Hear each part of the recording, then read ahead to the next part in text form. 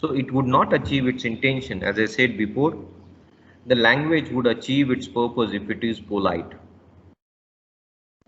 The second thing that you should keep in mind is, while writing formal letters, avoid informal words. So what are the informal words? Informal words that we generally use in personal letters, right? Wanna, gotta, Yes. right? Have you got me? Have you understood now? Yes, Yes, sir. sir. Yes. So you Yes, need sir. to avoid these informal words. Let's take an example of a student writing an application to principal, sir. He wants to issue fee structure or a receipt that he has misplaced, and now he wants to issue the new one. So uh, if he is using language which is not polite, full of informal words, he has not considered the formal context of this letter. So we are not writing this letter to a near and dear one. So where you can take out or vent out your anger, where you can take out your emotions and express your feelings the way they are. So you will have to be precise, you will have to consider the formal context of this official letter. So this is formal communication of a student and a principal. So I wanna issue. If you write I wanna issue, that would not achieve its purpose because it is informal word which should not be used. I hope you would have understood. You would have understood the meaning of informal words. Yes, sir. The next thing is complementary clause. I think we have discussed this in previous session also. So respectfully, obediently, this obedient servant, all these are old-fashioned remarks or complementary clause that we were using. They are no longer in use. So you'll have to write yours faithfully if you are writing that for the first time. If it is your first official communication, you can use faithfully. Now, if it is consequent or if it is subsequent communication, if you are communicating, if you are writing this official letter for the second and third time, then you can use sincerely because there is a rapport built up, right? So you can write yours sincerely whenever there is second or third communication. The next is signature. Signature is very important, as I had said before, that you will have to sign the official document. If a student is writing an application for leave and he has not signed, he has just written the name, the person who is receiving this letter would not consider it coming it from the same person who has written it. So you will have to give a separate line. Right after the signature, you should write your name, roll number, and the class you belong to. If at all the name of the company is mentioned, there at the letterhead you need not write it again. If it is not, then you can write it. Okay, it appears right above the signature. Then we had talked about a reference number also. So where it is placed? It is placed right above the sender's address. I'll take you back to this slide. Here you are supposed to write reference number. Now what is this reference number? It gives you a clear picture, it gives the receiver a clear picture that this is the communication in context with the previous one. Okay, so if it is about a particular department, let's say sports department, you couldn't receive your certificate in person. Now you want the sports in charge or the physical director to send you or to hand it over to someone else whom you have handed an authority letter. Let's say Shashi is not there. Shashi, he is out of Maharashtra and he has sent someone along with his application that you should hand this hand over this certificate to ABC person who is carrying this letter, right? So here you will have to write the sports department.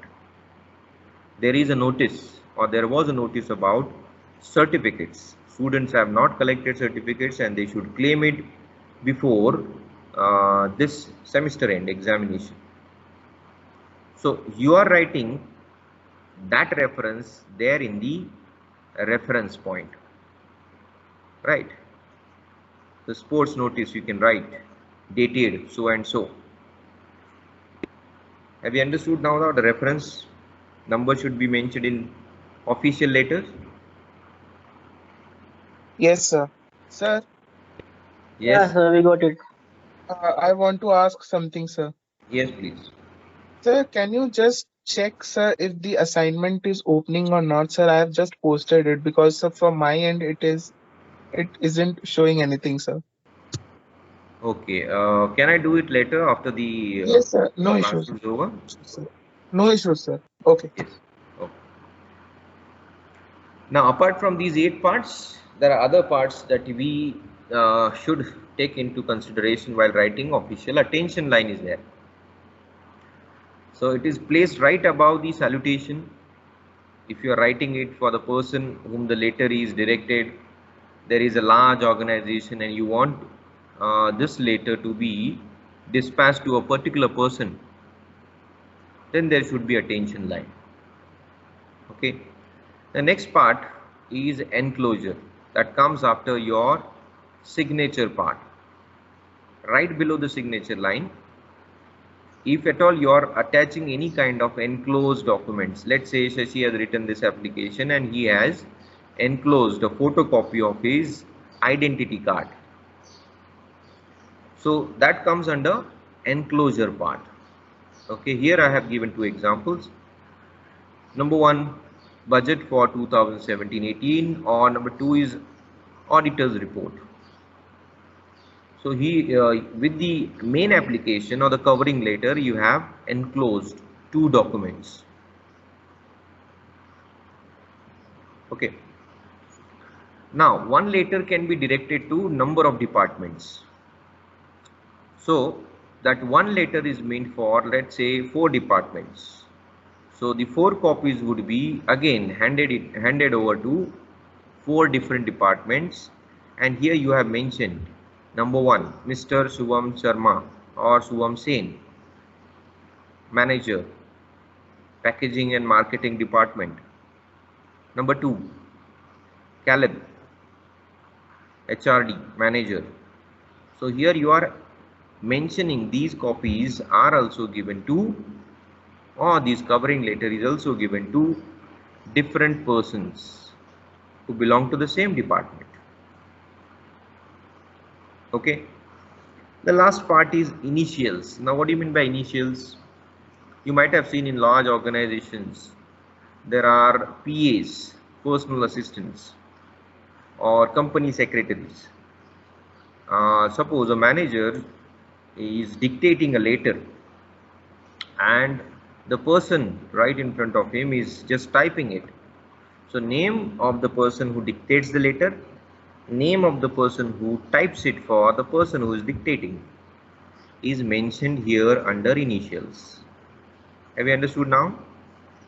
Is that clear?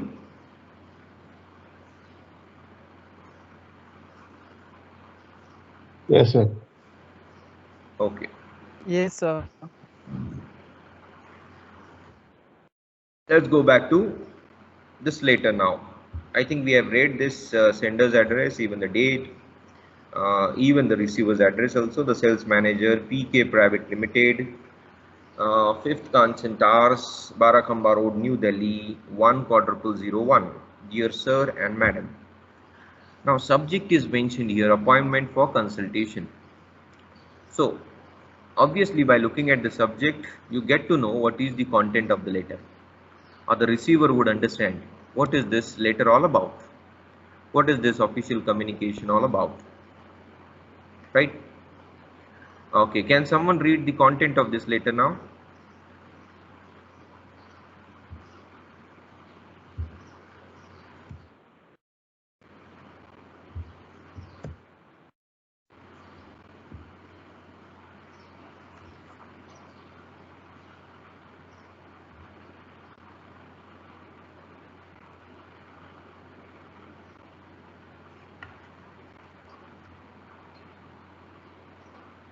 Nobody? Okay. I'll read it for you now.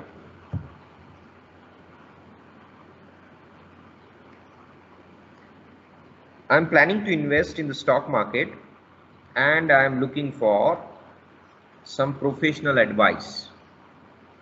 So, after writing this conjunction called and, yes, you can remove the repetition of pronoun called I, because I is already mentioned there, right? So I'm planning to invest in the stock market and I'm looking for